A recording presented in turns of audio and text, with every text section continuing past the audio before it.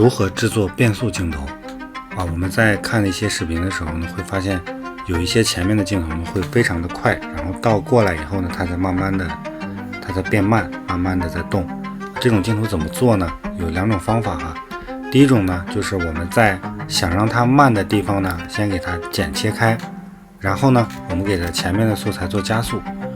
比如我们这直接做300，直接做500多的加速，然后呢，我们再播放，前面就是加速的，然后到这里呢，它才变慢。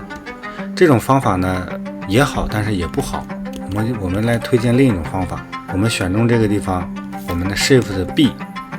我们可以看哈，它在这个地方呢，帮你在速度上做了一个切割，然后你在这里来调整它的速度。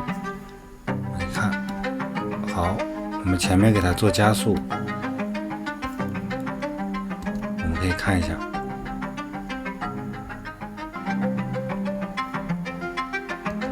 这种做的变速呢，快速和慢速的衔接的地方呢，会更流畅一些，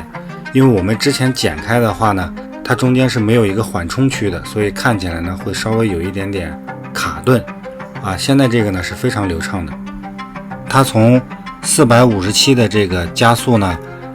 慢慢的变到100%，它中间是有一个过渡的。我们可以看这里呢，这两个颜色不一样的地方，它是有一个过渡的，所以呢这样做出来的变速镜头呢是看着比较舒服的。如果视频对你有帮助，可以点赞关注一下。